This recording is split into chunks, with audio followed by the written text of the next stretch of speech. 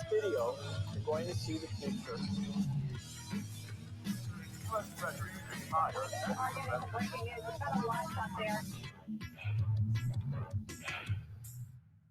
Hello there, you awakening wonders. Thanks for joining me for Stay Free with Russell Brand Holiday Festive Special.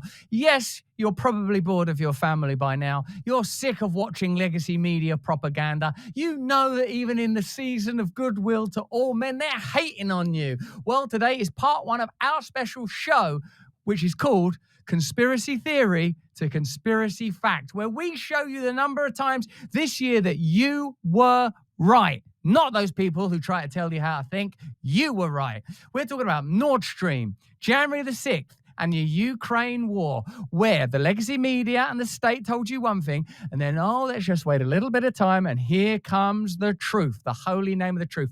The first part is available on YouTube. Thanks, guys, for tuning in there, you awake and wonder. We want you. We're saving souls, baby. As far as we see this as, we're fighting for souls right now. This is the time, the spooky time of Christmas, the time of the awakening of the divine.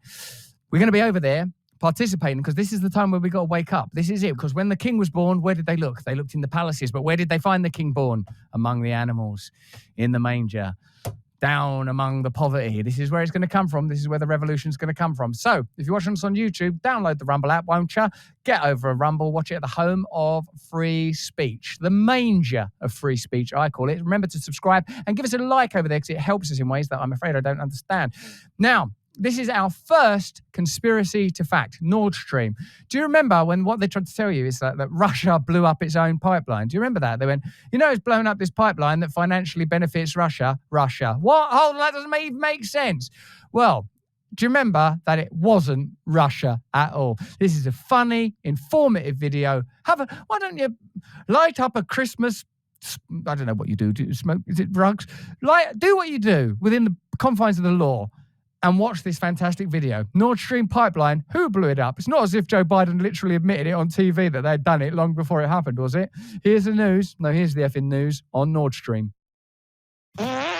Now, we live in the age of amnesia. Oh, you're not still going on about COVID, are you? Oh, you're not still going on about the Nord Stream pipeline. Oh, you're not still going on about the holy war in the Middle East. Listen, try to stay focused. That's what we all have to do. We can't all live in a TikTok mindset where if something happened 30 seconds ago, you're not interested in it anymore. Remember, when that Nord Stream pipeline blew up, we all went, that's interesting because here's why. America have been talking about blowing up that pipeline to make sure that Europe are reliant on resources that they're able to control. It's really odd that the legacy media are saying, Russia blew up that pipeline themselves because Putin, as we've been telling you every day now on the news, is crazy and this is an unprovoked attack. Again, obviously that war is really bad and Russia's aggression and destruction of Ukrainian citizens and the ending and annihilation of the Ukrainian people, that's really, really terrible. But 2014 was a really significant date in this conflict, and the actual fact, because the legacy media are reporting it quietly. Propaganda, very loud. Truth, very quiet. Extraordinarily interesting. Let's have a look at how the government and legacy media reported on the Nord Stream pipeline at the time to ensure that the truth didn't leak out, like natural gas. I think, as Mr. Sullivan mentioned, there are three now national investigations being done into the Nord Stream 2 explosion by three of our allies. We are not going to get ahead of that. That work is still ongoing. We still do believe it was an act of sabotage. The United States was not involved. Okay, sabotage, United States not involved, okay. In any way, contrary to some press reporting out there. Oh, conspiracy theorists. But we need to let the work of these investigators go on, and it needs to go on unimpeded. Can't impede their work. Oh. Did the U.S. or a proxy for the U.S. Proxy? That's weird. What do you mean proxy? Proxy war? Hey, wait, what are you saying? Are you saying that the U.S., because of the way that the popularity of international and foreign wars has waned since Vietnam, have to set up proxy states and fund foreign armies in order to meet their agenda and set up alliances with other countries and then legitimize wars that facilitate their aims? What in places like Ukraine? What are you? I'm actually offended. I'm not going to answer that. I'm offended you'd even ask me that. Have anything to do with the explosion on the Nord Stream pipeline? The United States had nothing to do with it. That's just Russian propaganda and disinformation. Because that's the only people that do propaganda and misinformation. Russia. They're probably interfering with an election right now. Look out your window. You're trying to do an election. I bet Russia. Oi, just let us vote for whichever one of these two, basically the same parties we choose. Bloody Putin. Now, we know it was an act of sabotage, but there's an investigation going on right now. We'll get to the bottom of this, and at the bottom, it'll be Putin. I think we're going to get into credentialing that in terms of who was responsible. But it was Putin. We're going to let the investigators take a look at that Until they come up with Putin. But clearly, this was an act of sabotage. All right. By Putin. All right, here's the Secretary of State. This is why it has churned up all kinds of questions. Take a listen. It's a tremendous opportunity to once and for all remove the dependence on Russian energy. Anthony, Ixnay on the energy now. And thus to take away from Vladimir Putin. Are you an actual idiot? Are you an actual... Don't say that to the public. They will know that we did it. Is a means of advancing his imperial designs. That's very significant. And that offers tremendous strategic opportunity for the years to come. Well, I don't know why he said that. It's out of control. That cuckoo. Do you notice how with their suits and their badges and their logos and the flags, whether it's the legacy media or the politicians that trot it out in front of you, there's this kind of assumption of superiority that you're supposed to listen to them. But I think many of them are actual verifiable idiots. They're not better than you or more clever than you. They have to just keep your energy really low. Like, oh, God, it's so exhausting being alive. Oh, God, there's no point. What's the point? What have I got to look forward to? Oh, just some food or just some distraction somewhere, some sort of little onanistic loop of living. Because while these mighty people, these Ubermensch, they run the world for us. They're not better than you. They're actual idiots. Talking about strategic opportunity about this moment, so you can officially say that the U.S. was not involved in any way in this attack. I'm already nodding because I've already decided. I didn't, in fact, decide. I was told what to say, so I'm just waiting for you to stop talking. That's right. That's correct. So it must be half past conspiracy. Let's see what they're saying now. The man in this picture is Colonel Roman Shavinsky.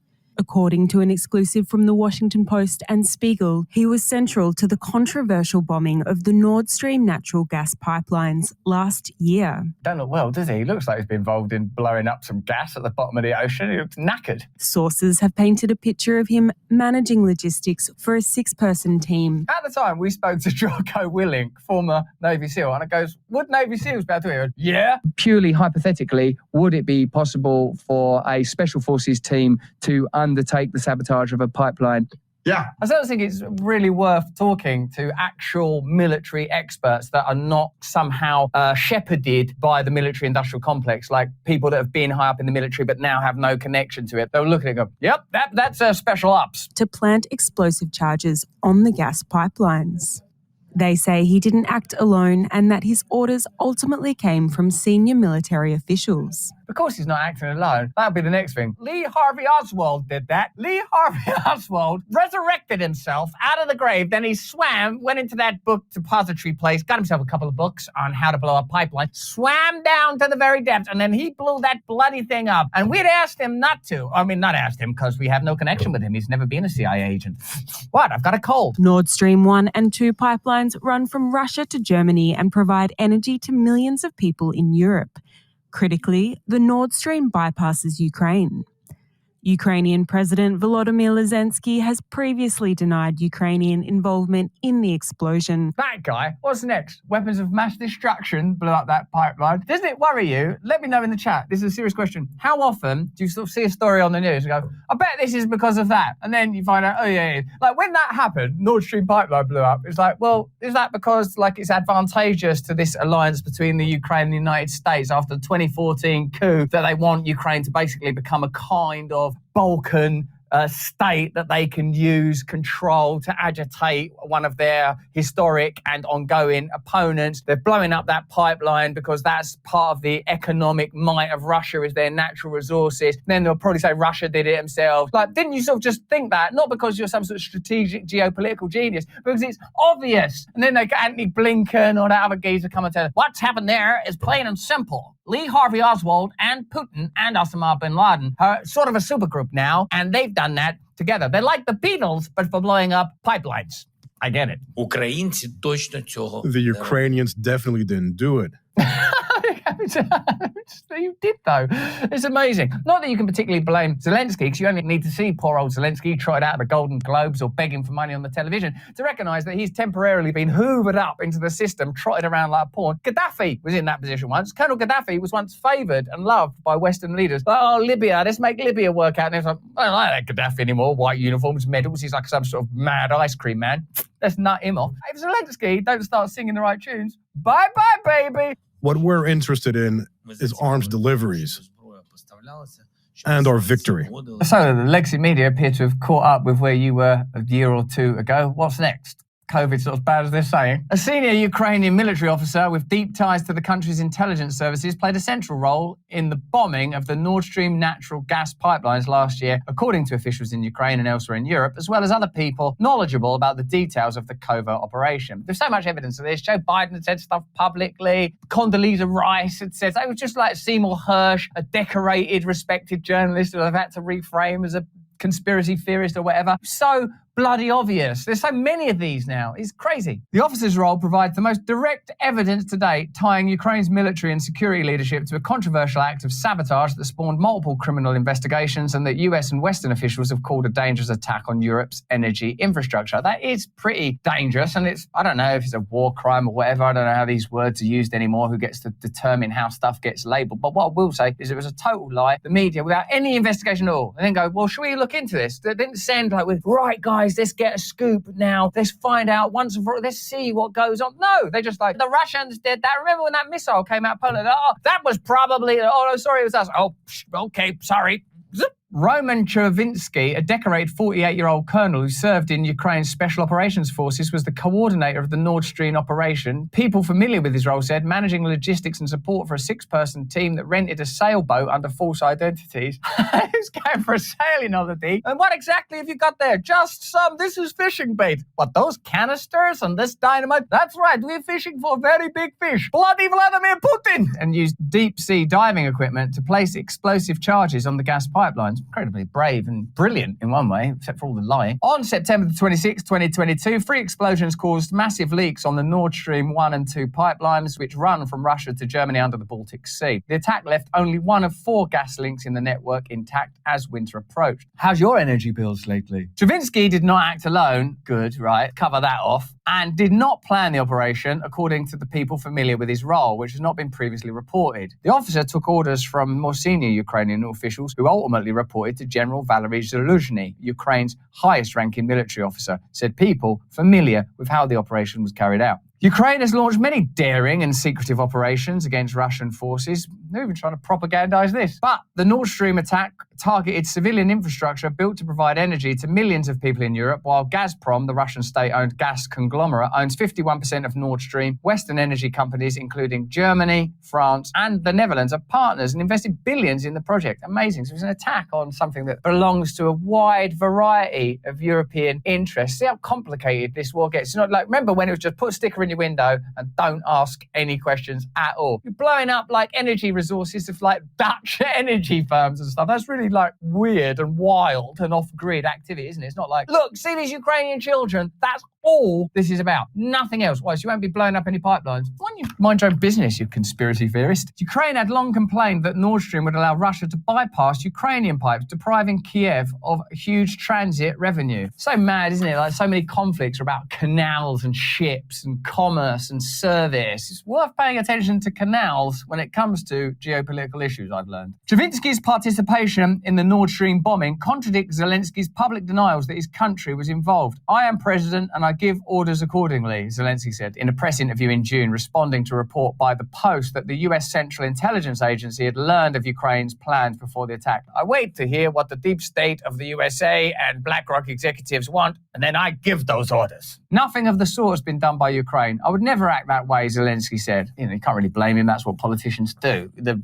switch between actor and politician is not that much of a radical one, really, is it? Let me know in the chat. This is Jonathan Cook. A year on, with world attention on Gaza, the Western media quietly reports that the biggest ever act of industrial sabotage and environmental terrorism was carried out by a supposed ally, Ukraine. I didn't even think about that. I didn't have time to think, did you? Like, these are the people that are always banging on about the environment and everything. We've got to do something about climate change, and here's what that is. Stay in your house, have an ID card, shut up and do as you're told. Meanwhile, we're just going to blow up this pipeline, mess with the economies of all Europe, the energy resources of the entire population, not to mention polluting the sea, which suddenly isn't relevant in this conversation. When we blow up things in the middle of the sea, all of the little crabs and coral and that just go beep, beep, beep, beep, and it's all fine. Now put a sticker on your car window and shut up. That's the same Ukraine that has received untold billions of dollars in weapons and aid that could have been spent on alleviating hardship in the West. Would you rather that your tax dollars or tax pound or tax whatever your currency is spent on infrastructure in your country, or are you happy supporting all these wars? No one ever asks you, do they? Do you notice that in a democracy? We're going over there to defend democracy. Can we have a vote on it? Censor that son of a bitch. The blowing up of the Nord Stream pipelines plunged Europe into a prolonged energy crisis, tipping its economies deeper into a recession from which they are yet to recover, and forced Europe to buy in more expensive US liquid gas. Oh no, what a terrible side effect. I guess, does anyone else anywhere around here have any gas for sale? We got some gas for sale, but I gotta tell you, it's expensive. There's an energy crisis. What do you mean energy crisis? Well, people keep blowing up all the pipelines, so, that's just supply and demand. Given the close ties between the Ukrainian and US militaries and the extremely sophisticated operation necessary to blow up the deep sea pipelines, there is an additional conclusion to draw that the Western media continues to avoid. If Ukraine did it, it was not alone. The US must have been intimately involved too. Of course. I mean, in a sense, you've got to start questioning what a nation is. What is the United States of America? If the United States of America is providing the training, is providing the military equipment, is providing the intelligence, is demanding that Starlink provide the hookups for guided missiles and stuff, like, how is it Ukraine? In what sense is it Ukraine? Is Ukraine in the hearts of the individuals that are suffering, that believe in Ukraine, that are being sent to their deaths to avoid a PR crisis in America that's less inclined towards endless foreign wars that need not affect the domestic population? And in fact, there's an argument for a negatively affecting the domestic population because of the tax dollars, because of the ultimate death of military personnel, because there's an energy crisis that's been exacerbated. Creating for independent media, you wouldn't be talking about this right now. You would not be. Once they've achieved their censorship goals, believe me, this is not about hate speech. We have got to stop that hate speech. What do you mean hate speech? I hate it when people speak stuff that I don't like them saying because it exposes that we're lying. That's the hate speech. So, does the Ukraine have long historic ties with the US deep state, in particular the CIA? The answer to that is yes. Here's some evidence. Ukraine's spy agencies have developed military capabilities over nearly a decade since Russia first seized Ukrainian territory in 2014, a period during which the services also forged deep new bonds with the CIA. The missions have involved elite teams of Ukrainian operatives drawn from directorates that were formed, trained, and equipped in close partnership with the CIA, according to current and former Ukrainian and US officials. Since 2015, the CIA has spent tens of millions of dollars to transform Ukraine's Soviet-formed services into potent allies against Moscow. Ask yourself the question, do you imagine that these powerful elites really care about what they would deem and term vulnerable people from a variety of backgrounds who, in my view, all have the right to freedom of expression wherever they are on the political spectrum, whether it's traditional or progressive? Freedom means freedom, and it certainly means other people's freedom. Or are they interested in creating a climate of silence and control? Let me know in the chat. O'Boyle said that the FBI's action against him had rendered him and his family homeless and that they could not access their personal effects, including clothing, because they were in FBI storage when he was suspended. But throughout the hearing, it was obvious that the Democrats were trying to distract and derail the subcommittee, refusing to engage with the whistleblowers' allegations that the FBI has intentionally exaggerated the threat of domestic terrorism through padded statistics and illegal investigations. Padded statistics, illegal investigations, prejudice and bias. That doesn't sound like the America that we've been living in for the last couple of years. What's more, the hearing made clear that the FBI is working with the Democrats, which underscores the agency's increasing partisanship. Democrat Stacey Plaskett, who savaged the FBI whistleblowers, previously threatened journalist Matt Taibbi with prison for supposedly lying to Congress under oath. Do you remember that sham kangaroo congressional hearing where Matt Taibbi and Michael Schellenberger, good men, good journalists, were subject to criticisms, accusations, and threatened eventually with jail time simply for presenting facts? It seems like there's certain information that people just don't want out there. The Durham report last week revealed that the FBI's Russia collusion investigation was cooked up by Hillary Clinton to denigrate Donald Trump by tying him to Russia as a means of distracting the public from her use of a private email server. And that despite knowing it was bogus, the FBI went ahead and launched the ill-fated Crossfire Hurricane investigation while dropping 4 probes into the Clinton Foundation. So some things they really investigate, other things they ignore. That's not objective justice, is it? This reveals an agenda. You can just sort of see the outline of the agenda from all of the actions and behaviours. On Friday, a FISA court order revealed that the FBI has been misusing a surveillance tool almost 300,000 times in 2020 to 2021, including doing 23,000 searches on January the 6th suspects and 20,000 searches on a congressional candidate's donors. This is what we continually say to you. As long as they have the ability to surveil you and look at your information, then the possibility exists that at some point you will do something that's at odds with the establishment. And given that there are no principles, and given this is an ongoing circular problem, as our man there earlier described, it could come to you at some point. You know, when people say, if you've done nothing wrong, you've got nothing to hide, what they should now say is, as long as you're willing to continually obey centralized authority, then you've got nothing to worry about. The FBI also refused to comply with a subpoena from the House Oversight Committee to hand over documents alleging that Joe Biden accepted bribes to change US policy while he was vice president. In the light of just 1 week of FBI shame, the latest Harvard-Harris poll showing deep public mistrust in the FBI comes as no surprise. Not only do 69% of voters believe the FBI violated its own standards in the Russia collusion probe, 70% are concerned the Bureau will interfere in future elections. So now you know, when people say deep state, this is what they're talking about. When they say deep state collusion, they're talking about stories like this. While the January 6th stuff is still under investigation based on the testimony of these whistleblowers and some of the information here about informants and assets in the crowd, it seems to me that a conversation is required before we march forward in the way that we did with the Russiagate stuff into making conclusions that might be convenient to a certain set of agenda. Conspiracy theory to conspiracy fact. Time now for the invasion of Ukraine. Remember that? Oh, like Putin's just mad. He's an expansionist. He's a lunatic. He's always blowing up pipelines and invading things. Was it that? Or did NATO impede upon former Soviet Union territories in ways that was agreed they would not, and indeed, was there US involvement in the 2014 coup? Also complicated. NATO, after months, finally admitted it was due to NATO infringement. Let's have a look. Conspiracy theory to conspiracy fact. Here's the news. No, here's the effing news. We are talking about the extraordinary revelation that NATO have acknowledged that they were warned by Putin's administration that continuing to expand NATO would lead to an invasion of the Ukraine, and yet they did it anyway. This is not simply to say, oh, aren't NATO bad and isn't Russia fantastic? Of course, this is a geopolitical issue. It's not that simple. What we're interested in is why the mainstream media not covering the fact that NATO have acknowledged that they knew that their actions and expansion would lead to this war. Why are we continually told this was an egregious, unprovoked attack? What is the truth behind this war? And why is it that when someone publicly says the quiet part out loud, the legacy media still doesn't cover it? Whose agenda are they pursuing? Is it ours, or do they have a different intention? Let's have a look at this story together. Use our innate wisdom to deduce the truth as one. President Putin declared in the autumn of 2021, and he actually sent a draft treaty that he wanted NATO to sign to promise no more NATO enlargement. That was what he sent us. So it seems that had they been willing to sign a treaty to not expand NATO, this war could have been avoided. So what is the advantage of expanding NATO? That's one question. Secondly, of course, many of you are aware that at the climax or indeed conclusion of the Cold War, pledges were made to not expand NATO into former Soviet territories. We all know this now, don't we? It's not something that's broadly covered because, again, it's not favourable to the preferred narrative. And most importantly, as far as I'm concerned, is why are the legacy media, when reporting on the subject of this ongoing war, this drain and strain on human resources and indeed human life, this decimation of Ukraine, 500,000 people dead so far, why are they not saying, well, of course, NATO have now acknowledged that they were warned that if they continue to expand, then Putin would invade, and they did it anyway. So who caused this war? What is the reason this war is happening? And significantly, how could we end this war?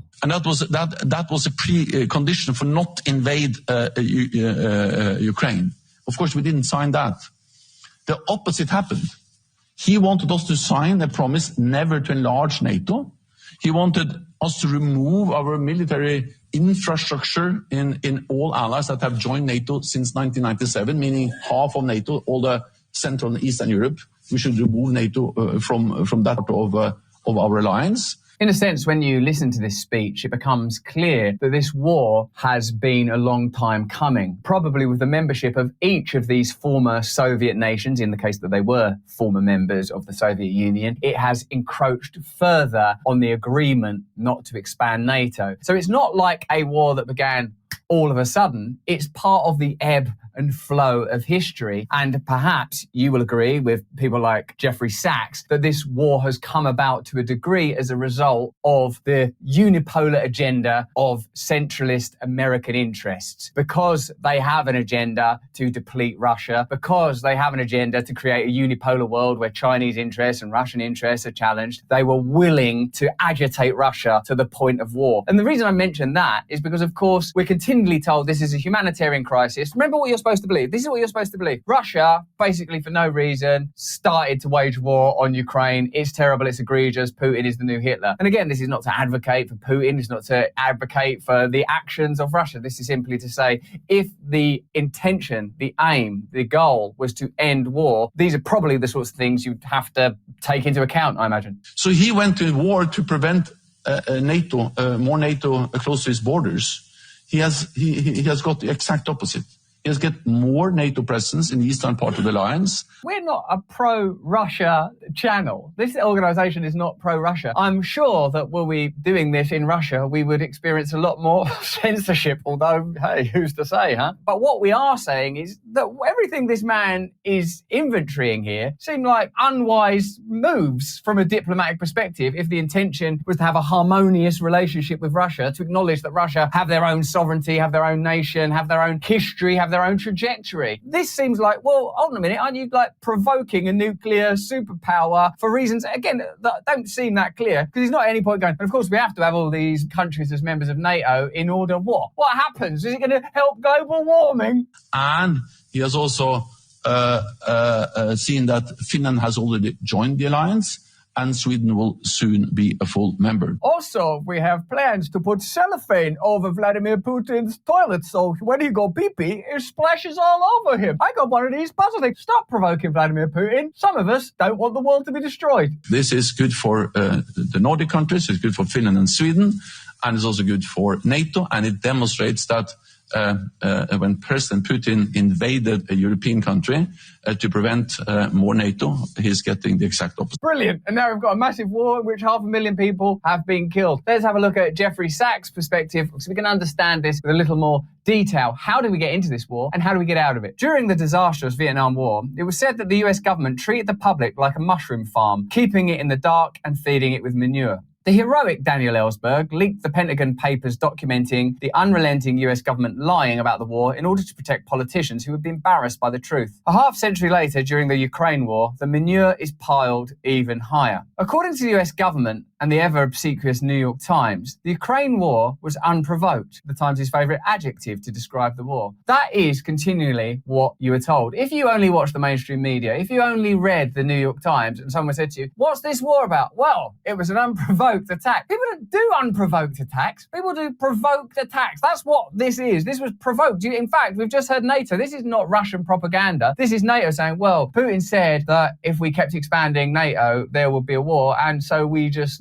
kept expanding NATO, which seems to me to be an extraordinary decision for an unelected body funded somewhat by your nation and my nation to have made on my behalf. I don't remember being asked whether I wanted to provoke Russia into a war. Do you remember being asked? Whose agenda is being fulfilled? Why is it not being responsibly reported on? What kind of cultural curation is taking place? That certain ideas are just not allowed to be in the space of public communication. Why is it that the media continue to be so obedient to an agenda that plainly is bringing us to the edge of an extremely dangerous situation? Let me know in the chat. Let me know in the comments. If you're watching us on YouTube, you 6.6 million Awakening Wonders, we're only putting half the video up here for reasons that are surely obvious to you. you, the majority of the content will be up on Rumble. If you're watching us on Twitter or X, Elon, thank you, we appreciate you, but we will be doing the rest of the content on Rumble because that is our home and that's where we're looked after. Putin, allegedly mistaken himself for Peter the Great, invaded Ukraine to recreate the Russian Empire. Yet last week, NATO Secretary Jens Stoltenberg committed a Washington gaffe, meaning that he accidentally blurted out the truth. This is what a gaffe means these days, an inability to sustain the deceptive narrative that controls the public sphere, that controls the augmented reality that we're invited to live in. This is why independent media is under threat, because we can say, hey, look at this thing, NATO said that. Does that help you to draw a different conclusion? Hey, have you listened to Jeffrey Sachs? He's not a whack job. He's a university professor and director of the Center for Sustainable Development at Columbia University. They have a different perspective. That's why these things are challenging. That's why it's important to stay with us. In testimony to the European Union Parliament, Stoltenberg made clear that it was America's relentless push to enlarge NATO to Ukraine that was the real cause of the war and why it continues today. Here are Stoltenberg's revealing words. Again, the background was that President Putin declared in the autumn of 2021 and actually sent a draft treaty that they wanted NATO to sign to promise no more NATO enlargement. That's what he sent us and was a precondition to not invade Ukraine. Of course, we didn't sign that. Well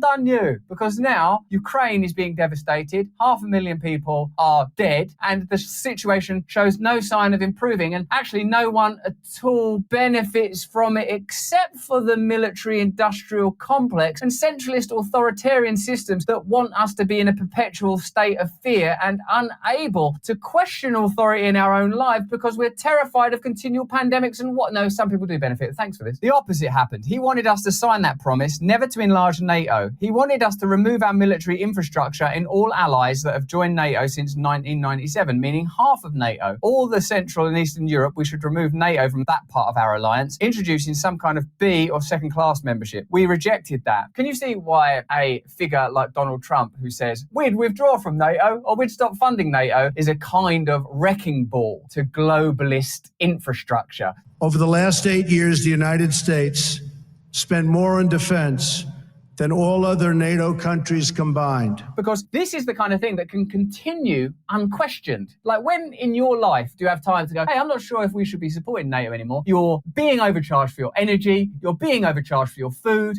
you're working too hard, you're living in a nihilistic culture that has no vision for improvement, you're living amongst fracture, fissure, thrashed around by bad ideas and bad lies most of the time. When are you ever going to be able to say, hey, is there an alternative way of living? Do we need NATO? Are the WHO actually helpful? How are they funded? Where's all this information coming from? Is there the ability to post counter narratives? You've not got time for that, have you? Well, we're going to have to make time, because it seems to me that we're on the precipice of some pretty significant changes. But what we're moving to is a technological dictatorship where there is the ability to shut down your money, shut down your life, unperson you if you even dare to question the trajectory of global or national events. Or if you want to have a conversation, if you want to have cultural differences, you are going to be able to be eliminated. This seems to me to be the terrain that they're trying to create. And organizations like NATO, WHO, I'm not saying they're entirely malign or malevolent or were created even for the wrong reasons. I'm saying that now the way they're operating is certainly beyond the remit of democracy, and you're funding for it and you're not voting for it. That's the opposite of democracy. So he went to war to prevent NATO.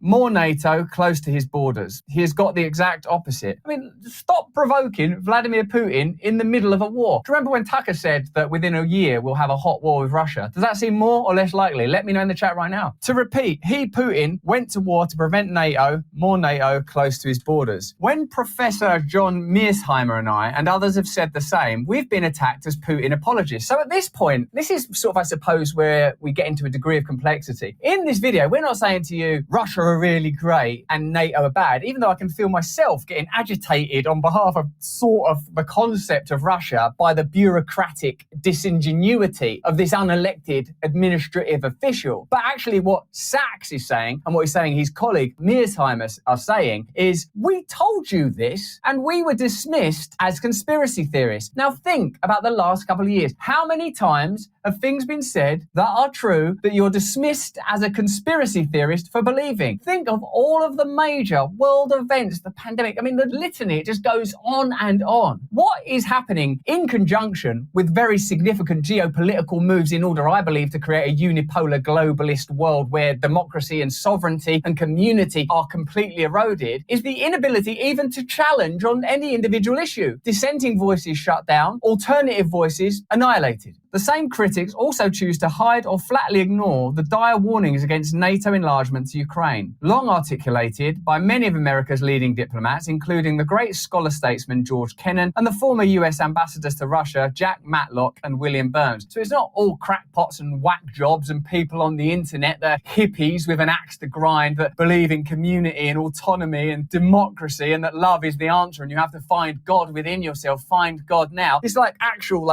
diplomats and people that broadly speaking are in the general ebb and flow of international geopolitical discourse. So it's like Willie Nelson and Janis Joplin and Jimi Hendrix have decided that we're being lied to. It's like Jack Matlock and William Burns and George Kennan, like sort of dudes in suits in oak panelled rooms. This is a really dangerous and unprecedented time. Let me know if you agree. Burns, now CIA director, was US ambassador to Russia in 2008 and author of a memo entitled Niet means Niet. In that memo, Burns explained to Secretary of State Condoleezza Rice that the entire Russian political class, not just Putin, was dead set against NATO enlargement. We know about the memo only because it was leaked. Otherwise, we'd be in the dark about it. How many other things do we simply never have revealed to us? How much is clandestine? What do you imagine is behind those walls and doors of secrecy that they claim are there to protect us from terrorists? It's just more information that you go, oh man, we can't trust this lot. Start dismantling NATO, get rid of that, just completely radically reevaluate all of our democratic systems to first and foremost disable these gargantuan monoliths of horror that are guiding us gently to Armageddon. Let's get rid of them straight away. That's what you would understand if you were to have access to those classified documents. Isn't it? Oh no, these classified documents, it was a surprise birthday party and you spoiled it.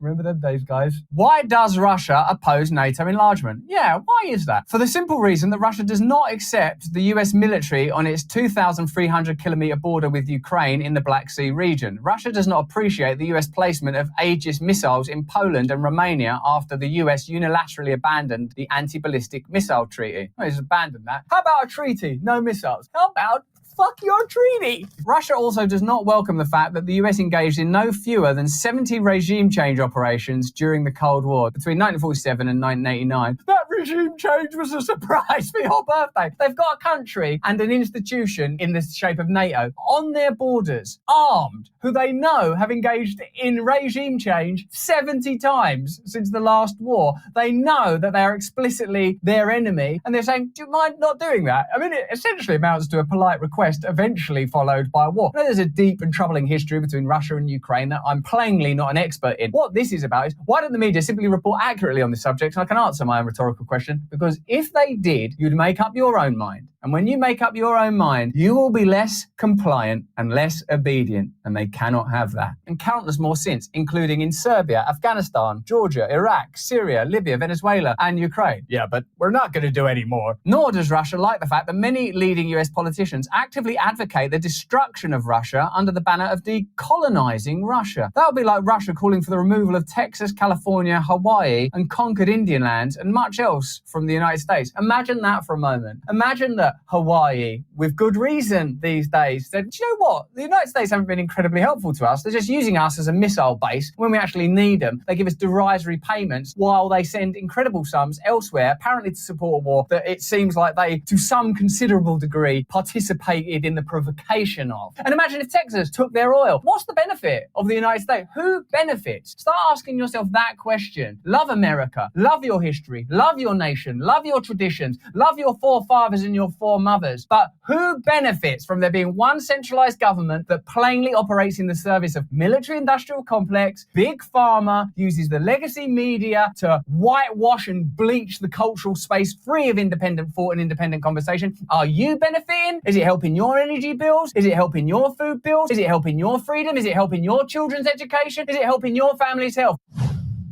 Thank you for joining us for that festive special. We are going to do it all again. Conspiracy theory to conspiracy fact on Thursday, the 28th of December, where we're looking at, it's the big one, COVID. Pandemic conspiracies that are now verifiable facts. We're going to go deeper together. Don't take that the wrong way. Watch part 2 with us on Thursday. Then we've got Chris Hedges on the conflict in the Middle East. Chris Hedges, the Pulitzer Prize-winning journalist, has very strong views on the Middle Eastern conflict. You're going to love him. He's available on January 6th. Callie Means on child obesity, big food and big pharma. That's January the 3rd. And then Vandana Shiva on Bill Gates, on the subject of Bill Gates, I should clarify, and big agriculture on the 4th of January. The great mother, that is Vandana Shiva, attacking them where it hurts. You're going to love that. Remember, click the red awaken button to attend our interviews and conversations live and to participate in the building of new communities. Become part of this movement. We need you. We love you. We want you. Stay free.